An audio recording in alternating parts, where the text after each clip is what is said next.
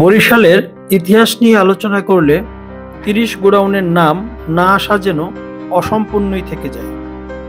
এটি শুধু একটি স্থাপনা নয়, এটি এক যুগের সাক্ষ্য, এক শহরের অর্থনৈতিক স্মারক। ৩০ গোডাউন নামটির উৎপত্তির মধ্যে অবস্থিত ৩০টি গুদাম ঘর থেকে। একসময় এসব গুদামের দক্ষিণাঞ্চলের চাল, পাট, তেল ও অন্যান্য কৃষিপণ্য সংরক্ষণ করা হতো। ব্রিটিশ আমল থেকেই এই এলাকায় বরিশালের বাণিজ্যিক প্রাণকেন্দ্র ছিল।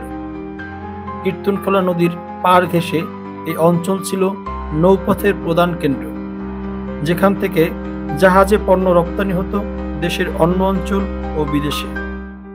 তবে শুধু অর্থনৈতিক দিক নয়, ৩০ গোডাউন এলাকাটি রাজনৈতিক ইতিহাসেও গুরুত্বপূর্ণ। ব্রিটিশ বিরোধী আন্দোলনের সময় এখানকার শ্রমিক কৃষকদের মধ্যে গড়ে উঠেছিল সচেতনতা ও সংগঠন। পরবর্তীতে পাকিস্তান আমলেও স্বাধীনতার পরেও এলাকা হয়ে উঠেছিল শ্রমিক আন্দোলনের কেন্দ্রবিন্দু। আজ ৩০ গোডাউন অনেকটাই হারিয়ে গেছে কালের প্রবাহে। আধুনিক স্থাপনার চাপে ঐতিহ্যের চিহ্নগুলো মুছে যেতে বসেছে।